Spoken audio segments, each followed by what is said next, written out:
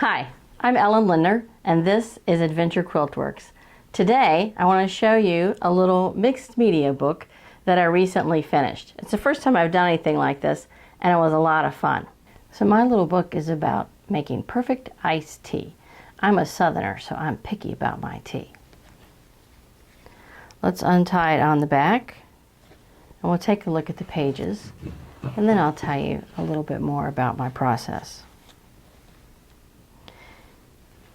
Each two-page spread has both words and a drawing telling about the various steps involved in making iced tea. I think you can see in the reflection that both the words and the drawing were traced onto acetate after I did a little bit of computer editing with my computer. And in each case, I've used fabric collage to try to enhance the drawing but not detract from it. So our instructions include boiling water, putting tea bags in my yellow pitcher. Make sure you use a yellow pitcher.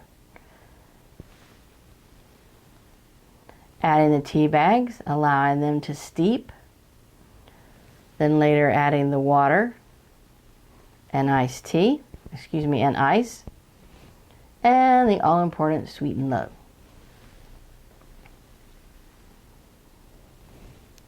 Pour it over ice, and it's ready to drink. Perfect. There's nothing much better than a perfect glass of iced tea. Let's take a look at some of the techniques that I've used. The back of each page is a used tea bag, and I'll show you more about that in a moment.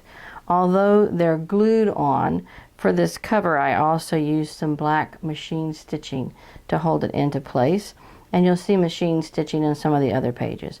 Of course, I've used the little tags from the tea bags as well.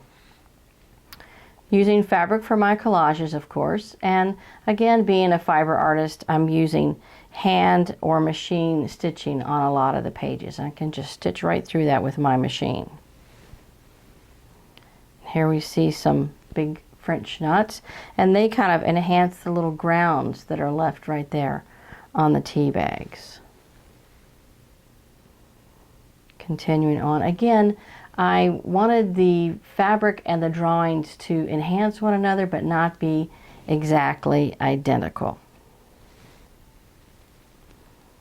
More French knots.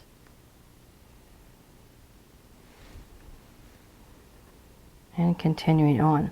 The acetate stitched down in this fashion is actually Plan B, but I'm quite happy with it. And the drawing was Plan B also. I initially intended to print out photos onto the acetate, but I really like the hand-drawn aspect of this. More machine stitching. And another tag and string on the back. Okay, let me show you about some of the techniques that I used in making this book. It started with iced tea bags. These are simply tea bags left from me making my favorite drink. Of course, they were all wrinkled initially. I let them dry, I ironed them, and then I coated them both front and back with a matte medium. This is an artist product, and just very thinly, and that helps to protect the tea bags. Also, as I mentioned earlier, I didn't perfectly clean these, so perhaps you can see some grounds there that are left on, and the matte medium helps to secure those. This is what a full-size tea bag looks like, and for the purposes of my book, I cut them in half and used a half tea bag for my pages. Some of them came out a little bit ragged, which I think is rather wonderful.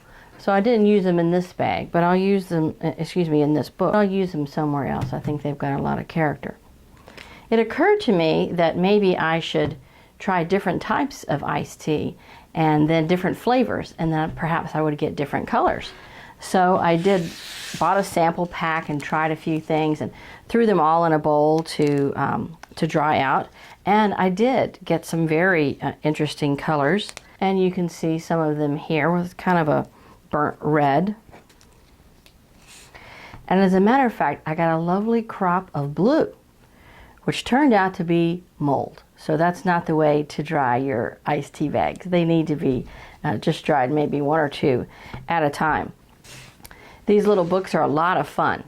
So I hope you'll look for my other video, which tells you how to make accordion books and some of the details about a mixed media book. Now, you know, one of the great things about this book, you know, I'm a Southerner. I'm picky about my iced tea. Now I can say, I've written the book on iced tea. That's all for today. Thanks for joining me.